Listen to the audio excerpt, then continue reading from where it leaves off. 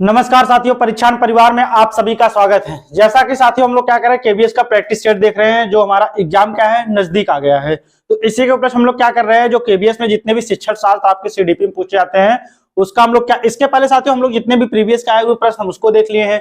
फिर हमारा practice set में इससे पहले हम लोग कितने 12 प्रैक्टिस सेट देख लिए हैं।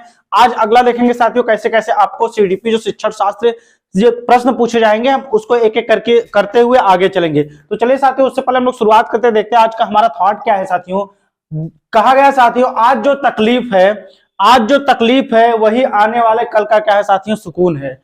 आज जो तकलीफ है वही आने वाले कल का क्या है साथियों, सुकून है। चलिए शुरुआत करते हैं, हम लोग देखते हैं हमारा पहला प्रश्न क्या है। तो दिया है पहला प्रश्न, पूछा साथियों, कहा है कि संज्ञान किस बुद्धि के सिद्धांत का हिस्सा है।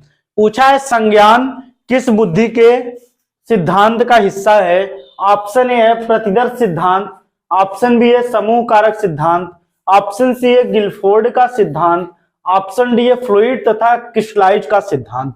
तो साथियों संज्ञान किस सिद्धांत किस बुद्धि से जुड़ा हुआ है। तो संज्ञान किससे जुड़ा है, संज्ञान मतलब क्या होता है, हमारे ये मस्तिष्क से जुड़ा होता है साथियों। इसमें क्या होती है, ज्ञान समझ याद आदि चीजें क्या होती है, समाहित होती हैं। तो ये किस सिद्धांत से पूछा है, बुद्धि के किस सिद्धांत से जुड़ा हुआ है। पहला ऑप्शन है प्रतिदर्श का सिद्धांत। क्या प्रतिदर्श के सिद्धांत से जुड़ा हुआ है? बिल्कुल नहीं साथियों। क्या समूह कारक के सिद्धांत से? नहीं। फ्लूइड तथा क्रिस्टलाइज नहीं, बल्कि किससे जुड़ा साथियों, ये गिलफोर्ड का सिद्धांत है। गिलफोर्ड का सिद्धांत है, बुद्धि का त्रिआयामी सिद्धांत है, उससे जुड़ा है। कौन सा शब्द? संज्ञान जुड़ा है। संज्ञान समझ, ज्ञान या समझ साथियों, तो हमारा सी वाला ऑप्शन जो होगा वही क्या होगा यहाँ पर सही होगा कि संज्ञान क्या होता है, बुद्धि के मतलब गिलफोर्ड के सिद्धांत से जुड़ा है। अगला प्रश्न देखते हैं, पिछड़े बच्चों के लिए शैक्षिक लब्धि की अवधारणा किसने दी है। किसको पूछ रहा है साथियों, शैक्षिक लब्धि की अवधारणा को पूछ रहा है कि पिछड़े बच्चों के लिए शैक्षिक लब्धि की अवधारणा किसने दी है। ऑप्शन ए दिया है आपका गार्डन ने, ऑप्शन बी दिया है सोनेल ने, ऑप्शन सी दिया है बर्टन हॉल ने, ऑप्शन डी दिया है सिरिल बर्ट ने। तो बात करता है किसके, जो सामाजिक रूप से, आर्थिक रूप से, आदि रूप से जो पिछड़े हुए बालक होते हैं, तो उनको शैक्षिक लब्धि में किसने बांटा है, किसने दिया है। ऑप्शन ए है गार्डन, सोनेल, बर्टन हॉल और सिरिल बर्ट। तो शैक्षिक लब्धि की बात करता है साथियों, ये किसने दिया था, आपके सिरिल बर्ट ने। सिरिल बर्ट ने पिछड़े बच्चों के लिए क्या किया है, शैक्षिक लब्धि की अवधारणा प्रस्तुत की है। तो सिरिल बर्ट, ऑप्शन डी हमारा जो दिया है सिरिल बर्ट, वही क्या होगा यहाँ पर सही होगा। अगला प्रश्न देखते हैं, निम्न में से कौन सा बुद्धि का सिद्धांत नहीं है। निम्न में से कौन सा बुद्धि का सिद्धांत नहीं है पूछा है। ऑप्शन ए दिया है एक तत्व का सिद्धांत, ऑप्शन बी दिया है द्वितत्व का सिद्धांत, ऑप्शन सी दिया है प्रत्यागमन का सिद्धांत, ऑप्शन डी दिया है बहुतत्व का सिद्धांत। तो पूछा साथियों, निम्न में से कौन सा बुद्धि का सिद्धांत नहीं है। बुद्धि के बारे में कौन सा सिद्धांत नहीं है। तो एक तत्व का सिद्धांत है साथियों, द्वितत्व का सिद्धांत है, प्रत्यागमन की बात नहीं, बहुतत्व का, बहुबुद्धि का भी सिद्धांत है। तो ठीक है, अल्फ्रेड बी ने एक तत्व, स्पीयरमैन द्वितत्व और बहुबुद्धि का सिद्धांत दिया, किसने, हार्वर्ड गार्डनर ने। पूछा है कौन सा बुद्धि का सिद्धांत नहीं, प्रत्यागमन का सिद्धांत। ऑप्शन सी जो दिया यही क्या होगा सही होगा। नहीं पूछा है तो हमारा सी वाला ऑप्शन जो होगा, प्रत्यागमन का सिद्धांत क्या होता है, बुद्धि के सिद्धांत से संबंधित नहीं है। ऑप्शन सी हमारा जो दिया वही सही होगा। अगला प्रश्न देखते हैं, निम्नलिखित में से कौन सी संज्ञानात्मक क्रिया दी गई सूचना के विश्लेषण के लिए प्रयोग में लाई जाती है। निम्नलिखित में से कौन सी संज्ञानात्मक क्रिया दी गई सूचना के विश्लेषण के लिए प्रयोग में लाई जाती है। ऑप्शन ए है पहचान करना, ऑप्शन बी है अंतर कला, ऑप्शन सी है वर्गीकृत करना और ऑप्शन डी है वर्णन करना। तो निम्नलिखित में से कौन सी संज्ञानात्मक क्रिया क्या होती है, विश्लेषण के रूप में, विश्लेषण के लिए प्रयोग में लाई जाती है। क्या पहचान करना, क्या आंतरिक कला जो होती है वो अंतर कला, क्या वर्गीकृत करना की वर्णन कला। तो साथियों इसमें क्या होता है, हमारा जो बी ऑप्शन होगा वही क्या होगा सही होगा। मतलब अंतर कला जो संज्ञान का विश्लेषण करने के लिए उससे जुड़ी होती है, तो हमारा बी वाला ऑप्शन जो दिया वही सही है। अगला प्रश्न देखते हैं, जब वयस्क सहयोग से सामंजस्य कर लेते हैं तो वह बच्चों के वर्तमान स्तर के प्रदर्शन को संभावित क्षमता के स्तर के प्रदर्शन की तरफ प्रगति क्रम को सुगम बनाते हैं, इसे क्या कहा जाता है? बात करता है साथियों, जब वयस्क क्या करते हैं, सहयोग से सामंजस्य कर लेते हैं, तो वो बच्चों के वर्तमान स्तर के प्रदर्शन को संभावित क्षमता के स्तर के प्रदर्शन की तरफ प्रगति क्रम को सुगम बनाते हैं। क्या इसे समीपस्थ विकास कहा जाता है? क्या सहयोग देना कहा जाता है? क्या सहभागी अधिगम कहा जाता है कि सहयोगात्मक अधिगम कहा जाता है?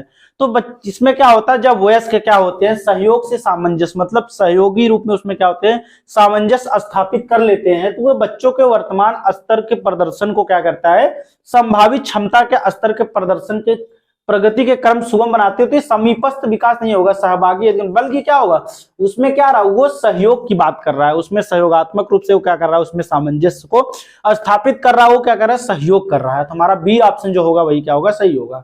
अगला प्रश्न देखते हैं, पियाजे के अनुसार 2 से 7 वर्ष के बीच का एक बच्चा संज्ञानात्मक विकास की किस अवस्था में है?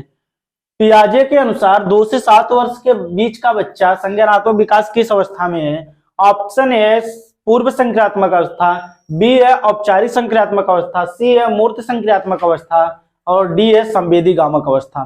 तो साथियों, पियाजे की जो चारों अवस्थाएं चलती है वो कितने कौन सी होती है? संवेदी गामक अवस्था, इंद्रियजनित गामक अवस्था, वो चलती है आपकी 0 से 2 वर्ष। इसके बाद आती है पूर्व संक्रियात्मक अवस्था 2 से 7 वर्ष, फिर आती है मूर्त संक्रियात्मक अवस्था 7 से 11 वर्ष, इसके बाद आती है औपचारिक संक्रियात्मक अवस्था 11 से 15 वर्ष तक ऊपर चलती है।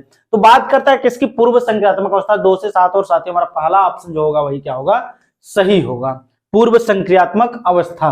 तो यही ऑप्शन हमारा सही होगा। बढ़ते अगला प्रश्न देखते हैं, स्व जागरूकता एवं संज्ञानात्मक क्षमताओं का नियंत्रण, जैसे योजना बनाना, समीक्षा करना और संशोधन करना इत्यादि, किसमें अंतर्निहित होता है? तो साथियों बात करता है किसका? स्व जागरूकता मतलब स्वयं से जागरूक एवं संज्ञानात्मक क्षमताओं का नियंत्रण, जैसे किसी भी पाठचर्या में, पाठ्यक्रम में योजना बनाना, उसकी समीक्षा करना, संशोधन करना इत्यादि किस चीज में अंतर्निहित होता है? ऑप्शन ए केंद्रीकरण, ऑप्शन बी है संज्ञान बोध, ऑप्शन सी है संज्ञान, ऑप्शन डी है क्या, समायोजन। तो ये सब चीजें स्व जागरूकता एवं संज्ञानात्मक क्षमताओं का नियंत्रण, योजना बनाना, समीक्षा करना इत्यादि किसमें होता है साथियों? ये हमारे संज्ञान बोध से ही जुड़ा होता है, उसी के अंतर क्या होता है, अंतर्निहित होता है। ऑप्शन बी हमारा जो दिया है वही क्या होगा, सही होगा, संज्ञान बोध। अगला प्रश्न देखते हैं, दिया है निम्नलिखित में से कौन सा कथन सही नहीं है? निम्नलिखित में से कौन सा कथन सही नहीं है? ऑप्शन देख लेते साथियों। ऑप्शन पहला दिया है, सृजनशीलता किसी भी कला में मौलिकता होती है। बी दिया है, सृजनशीलता के लिए चिंतन आवश्यक नहीं है। सी दिया है, सृजनशीलता किसी पूरा किए गए काम का एक नया परिणाम होता है। और डी दिया है, सृजनशीलता में समाज या किसी समूह के लिए उपयोगिता होनी चाहिए। तो नहीं पूछा साथियों, तो सृजनशीलता में समाज या किसी समूह के लिए उपयोगिता होनी चाहिए, बिल्कुल सही बात है। सृजनशीलता किसी पूरा किए गए काम का एक परिणाम होता है, ये भी सही बात है। सृजनशीलता किसी भी कला में क्या होती है, मौलिकता, नवीनता होती है, ये भी क्या है, सही है। लेकिन साथियों कहा है सृजनशीलता के लिए चिंतन आवश्यक नहीं, यही बातें क्या होती है आपकी गलत होती है साथियों। सृजनशीलता के लिए चिंतन की अत्यंत आवश्यकता होती है। बच्चे क्या करते हैं, नई नई चीजों की खोज करते हैं। सृजनशील अर्थात नवीन नवीन चीजों की खोज करना। नहीं पूछा तो हमारा बी वाला ऑप्शन यही क्या होगा, सही होगा। ऑप्शन बी जो दिया है, सृजनशीलता के लिए चिंतन आवश्यक नहीं, यही क्या होगा यहाँ पर सही होगा। अगला प्रश्न देखते हैं, अधिगम की उपलब्धि है, अधिगम की क्या क्या उपलब्धि है उसको देख लेते हैं। पहला दिया है ज्ञान, दूसरा दिया है अभिवृत्ति, तीसरा दिया है कौशल और चौथा दिया ये सभी। तो अधिगम की प्रक्रिया में, अधिगम की उपलब्धि में क्या क्या चीजें शामिल होते हैं उसको देखते हैं। पहला हमारा क्या दिया है, ज्ञान। तो अधिगम का मतलब ही होता है सीखना, ज्ञान के माध्यम से सीखते हैं। अभिवृत्ति, जो भी चीजें होती है उसको क्या करते हैं, हम एक क्रम के अनुसार सीखते हैं। और उसमें जो कौशल निर्धारित होते हैं, जो विधियां निर्धारित होती हैं, जो सूत्र निर्धारित होते हैं शिक्षण, उसके माध्यम से भी हम सीखते हैं। तो जब तीनों से हमारा चौथा वाला ऑप्शन ये डी दिया है, जो क्या है, ये सभी, यही क्या होगा यहाँ पर सही होगा, ये सभी। अगला प्रश्न देखते हैं, सामाजिक अधिगम का सिद्धांत निम्नलिखित में से किस घटक पर बल देता है?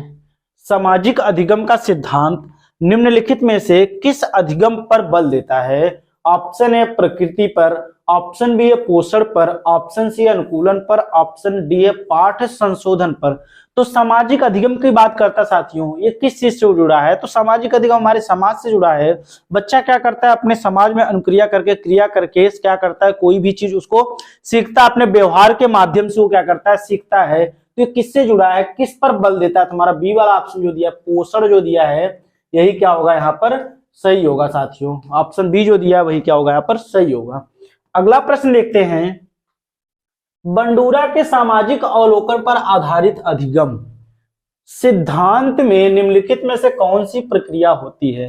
बंडूरा के सामाजिक अवलोकन पर आधारित अधिगम सिद्धांत में निम्नलिखित में से कौन सी प्रक्रिया होती है? ऑप्शन ए दिया है स्वचिंतन, ऑप्शन बी दिया है प्रतिधारण, ऑप्शन सी दिया है पुनरावृत्ति, ऑप्शन डी दिया सार को दोहराना, मतलब कोई भी पाठ का सार जो होता है सारांश उसको तो बंडूरा के सामाजिक अवलोकन पर आधारित अधिगम सिद्धांत में निम्नलिखित में से कौन सी प्रक्रिया होती है? तो उसमें क्या होता है, क्या स्वचिंतन होता है? बिल्कुल नहीं। पुनरावृत्ति होती है? ये भी नहीं। सार को दोहराना? बिल्कुल। उसमें क्या होता है, प्रतिधारणा होती है उसमें अंदर। प्रतिधारण जो हमारा बी वाला ऑप्शन दिया है, यही क्या होता है, बंडूरा के सामाजिक अवलोकन पर आधारित सिद्धांत में शामिल होता है। ऑप्शन बी जो हमारा होगा वही क्या होगा, सही होगा। अगला प्रश्न देखते हैं, सीखने की तत्परता की ओर संकेत करता है, मतलब सीखने की तत्परता किसकी ओर संकेत करता है? ऑप्शन ए दिया है शिक्षार्थियों की सामान्य योग्यता स्तर पर, शिक्षार्थियों की सामान्य योग्यता स्तर पर।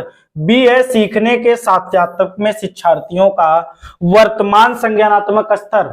सी है सीखने के कार्य की प्रकृति को संतुष्ट करना, और डी है थॉर्नडाइक का तत्परता का नियम। तो साथियों क्या बात करता है, सीखने की तत्परता की ओर, मतलब सीखने की तत्परता की ओर क्या मतलब किस चीज की ओर संकेत करता है?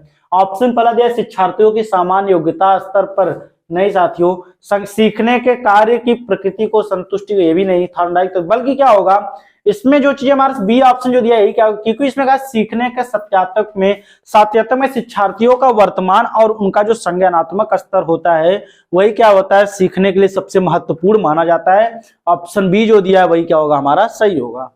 अगला प्रश्न देखते हैं, मान लीजिए आप विद्यालय शिक्षा बोर्ड के अध्यक्ष हैं, आप अपने अधिकार क्षेत्र के अंतर्गत आने वाले विद्यालय की शिक्षा की संपूर्ण गुणवत्ता को सुधारने के लिए क्या योजना बनाएंगे? इस प्रकार का प्रश्न एक उदाहरण है। मतलब पूछता है साथियों कि मान लीजिए आप विद्यालय शिक्षा बोर्ड के क्या है अध्यक्ष के रूप में, आप अपने अधिकार क्षेत्र के अंतर्गत आने वाले विद्यालयों की शिक्षा की संपूर्ण गुणवत्ता को सुधारने के लिए क्या योजना बनाएंगे? इस प्रकार प्रश्न क्या होता है, क्या उच्च स्तरीय अभिसारी होता है, क्या उच्च स्तरीय अपसारी होगा, निम्न स्तरीय अभिसारी की निम्न स्तरीय अपसारी? तो निम्न की बात ही नहीं साथियों, हमारा क्या होगा इन्हीं दोनों में से आंसर होगा। तो क्या पूछा है कि आप विद्यालय शिक्षा बोर्ड के अध्यक्ष हैं, आप अपने अधिकार क्षेत्र के अंतर्गत आने वाले विद्यालयों की शिक्षा की संपूर्ण गुणवत्ता को सुधारने के लिए योजना बनाएंगे। भाई उसके बारे में सोचेंगे, तर्क वितर्क करके तभी तो योजना बनाएंगे। तो कौन सा चिंतन होता है वो हमारा, कौन सृजनात्मक चिंतन, प्रतिभाशाली चिंतन जिसे हम कहते हैं। ऐसे बच्चों में अपसारी, तो उच्च स्तरीय अपसारी, ये भी अभिसारी नहीं होगा साथियों, उच्च स्तरीय अपसारी हमारा जो बी ऑप्शन दिया है वही क्या होगा यहाँ पर सही होगा। अगला प्रश्न देखते हैं, सिद्धांत चित्र के नवीन अवधारणाओं की समझ को बढ़ाते हैं। सिद्धांत चित्र के नवीन मतलब किस चीज के नवीन अवधारणाओं की समझ को बढ़ाते हैं? ऑप्शन ए दिया है विषय क्षेत्र के बीच ज्ञान के स्थानांतरण को, बी है विशिष्ट विवरण पर एकाग्रता केंद्रित करने को, सी है अध्ययन के लिए शैक्षणिक विषय वस्तु की प्राथमिकता तय करने को, और डी है तर्कपूर्ण ढंग से सूचनाओं को व्यवस्थित करने की योग्यता को बढ़ाते हैं। तो सिद्धांत चित्र जो होता है, सिद्धांत चित्र किस चीज के नवीन मतलब नई नई चीजों की अवधारणाओं की समझ को क्या करते हैं, बढ़ाते हैं। तो विषय क्षेत्र के बीच ज्ञान के स्थानांतरण की बात नहीं होती साथियों, विशिष्ट विवरण पर एकाग्रता केंद्रित नहीं करना है, प्राथमिकता तय, बल्कि क्या होता है साथियों डी ऑप्शन जो दिया यही क्या होगा यहाँ पर सही होगा, तर्कपूर्ण ढंग से सूचनाओं को व्यवस्थित करने की योग्यता को वो क्या करते हैं, बढ़ाते हैं, उसको दिखाते हैं। ऑप्शन डी हमारा जो दिया वही क्या होगा यहाँ पर सही होगा। कौन सा? Option D. सिद्धांत चित्र के बारे में अगर बात करता है तो तर्कपूर्ण ढंग से सूचनाओं को व्यवस्थित करने की योग्यता को बढ़ाता कौन है? ये ऑप्शन डी जो हमारा दिया है ये क्या होगा सही होगा। अगला प्रश्न देखते हैं, जब कोई अपने सोचने या अध्ययन करने के तरीकों के बारे में जानता हो तो वह क्या कहलाता है। पूछता है साथियों, जब कोई अपने सोचने या अध्ययन करने के तरीकों के बारे में जानता हो तो यह क्या कहलाता है। ऑप्शन ए अनुकूलन, ऑप्शन बी है समायोजन, ऑप्शन सी है मध्य संज्ञानात्मकता, ऑप्शन डी है प्रतिनिधित्व। तो जब कोई अपने सोचने या अध्ययन करने के तरीकों के बारे में जानता हो तो यह क्या कहलाता है। क्या अनुकूलन कहता है, बिल्कुल नहीं। समायोजन नहीं, यह क्या कहलाता है, मध्य संज्ञानात्मकता। मध्य संज्ञानात्मक ऑप्शन हमारा जो सी दिया है वही क्या होगा यहाँ पर सही होगा। कौन सा ऑप्शन, ऑप्शन सी। अगला प्रश्न देखते हैं, विद्यार्थी कक्षा में विभिन्न अध्ययन कार्यों के माध्यम से व्यस्त रहते हैं, यह प्रावस्था कहलाती है।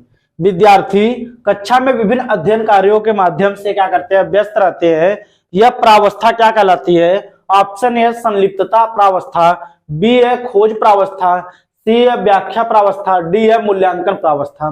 तो विद्यार्थी कक्षा में विभिन्न अध्ययन कार्यों के माध्यम से करने में व्यस्त रहते हैं, ये क्या खोज प्रावस्था, व्याख्या, मूल्यांकन नहीं साथी, ये संलिप्तता, संलिप्तता प्रावस्था कहलाती है। ऑप्शन हमारा ए जो दिया वही क्या होगा सही होगा। अगला प्रश्न देखते हैं, राष्ट्रीय अध्ययन सूची ढांचा 2005 मतलब राष्ट्रीय पाठचर्या की रूपरेखा 2005 निम्नलिखित में से किस पर जोर देता है। राष्ट्रीय पाठचर्या की रूपरेखा 2005 निम्नलिखित में से किस पर जोर देता है। ऑप्शन ए है प्राथमिक स्तर पर अध्ययन के माध्यम के रूप में बालक की मातृभाषा का प्रयोग। दूसरा है प्रत्येक बालक के गारंटी शुदा गुणवत्ता पूर्वक प्रारंभिक शिक्षा का अधिकार। तीसरा है वंचित समूहों को विशेष प्रावधान उपलब्ध कराए गए। और चौथा है 6 से 14 वर्ष की आयु के बालकों की निःशुल्क और अनिवार्य शिक्षा। तो ये आरटीई 2009 में कही गई ये बातें साथियों, ये चीजें नहीं होंगी यहाँ पर। तो कौन सा ऑप्शन सही होगा, ए भी कट गया आपका, ए भी कट गया, बल्कि क्या होगा ऑप्शन पहला ये हमारा सही होगा। अगर राष्ट्रीय पाठचर्या रूपरेखा 2005 के परिप्रेक्ष्य में बात करें तो प्राथमिक स्तर पर अध्ययन के माध्यम के रूप में उनकी मातृभाषा का प्रयोग करना चाहिए, मातृभाषा या क्षेत्रीय भाषा का प्रयोग करना चाहिए। ऑप्शन हमारा ए जो दिया वही क्या होगा यहाँ पर सही होगा। अगला प्रश्न देखते हैं, कक्षा 2 पूरी करते करते एक बालक से क्या अपेक्षा की जाती है। कक्षा 2 पूरी करते करते एक बालक से क्या अपेक्षा की जाती है। 5 से 6 शब्दों से बने वाक्यों को पढ़ने की क्षमता। बी है बालक 10 से 15 अक्षरों से बने जटिल शब्दों का उच्चारण करने में सक्षम होना चाहिए। सी है बालक अभी भी प्रलाप करता है और पूर्ण सार्थक वाक्य नहीं बोलता है। डी है बालक से इस अवस्था में एक वाक्य से दूसरे वाक्यों का संबंध समझने की अपेक्षा नहीं की जा सकती। तो ये सब नहीं की जा सकती, करता है, ये सब चीजें नहीं होती, बल्कि उससे क्या अपेक्षा की जा सकती है, वो 5 से 6 शब्दों से बने वाक्यों को पढ़ने की क्या होती है, उसके अंदर क्षमता विकसित हो जाती है। पहला ही ऑप्शन जो हमारा दिया वही क्या होगा सही होगा। अगला प्रश्न देखते हैं, शिक्षण के संबंध में निम्नलिखित में से कौन से शब्द प्रकृति से दार्शनिक है। मतलब पूछा है शिक्षण के संबंध में निम्नलिखित में से कौन से शब्द प्रकृति से दार्शनिक हैं। ऑप्शन ए दिया है विधि, ऑप्शन बी दिया प्रक्रिया, ऑप्शन सी दिया तकनीक, ऑप्शन डी दिया तरीका। तो शब्द प्रकृति से दार्शनिक क्या होता है, अगर हम बात करते हैं साथियों शिक्षण के संबंध में, तो सी वाला जो तकनीक होता है वही क्या होता है हमारा प्राकृतिक रूप से क्या होता है दार्शनिक होता है। हमारा सी वाला ऑप्शन जो दिया वही क्या होगा यहाँ पर सही होगा। अगला प्रश्न देखते हैं, सहकारी भाषा अध्ययन डैश डैश डैश के रूप में भी जाना जाता है। सहकारी भाषा अध्ययन डैश डैश डैश के रूप में भी जाना जाता है। ऑप्शन ए है चुनाव आधारित अध्ययन, बी है सहयोगी अध्ययन, और सी है सामग्री आधारित अध्ययन, डी है अनुकूलित अध्ययन। तो सहकारी भाषा अध्ययन किसके रूप में जानी जाती है, चुनाव आधारित अध्ययन नहीं, सामग्री आधारित अध्ययन नहीं, अनुकूलित अध्ययन, बल्कि क्या होती है सहकारी। सहकारी मतलब क्या होता है सहयोग, सहयोगी अध्ययन। बच्चा क्या करता है एक दूसरे के साथ सहयोग स्थापित करके कोई भी चीज सीखता है, समझता है। तुम्हारा जो बी ऑप्शन होगा वही क्या होगा सही होगा। अगला प्रश्न देखते हैं, सहकारी भाषा अध्ययन निम्नलिखित में से किसके द्वारा चिन्हित होता है। सहकारी भाषा अध्ययन निम्नलिखित में से किसके द्वारा चिन्हित होता है। ऑप्शन ए है यह अध्यता केंद्रित है, बी है यह भाषा अधिग्रहण के लिए अप्रभावी है, सी है यह अन्योन क्रिया विधि का प्रयोग नहीं करता है, डी है उपयुक्त में से कोई नहीं। तो यह अन्योन क्रिया उपयुक्त में से कोई नहीं, बात ही नहीं होगा साथियों, अन्योन क्रिया विधि का प्रयोग करना नहीं होगा। यह क्या होता है अध्यता केंद्रित विधि है। बच्चे क्या करते हैं एक दूसरे से सहयोग स्थापित करके कोई भी चीजों क्या करते हैं वह सीखते हैं, समझते हैं, करते हैं। हमारा जो ए ऑप्शन दिया वही क्या होगा सही होगा।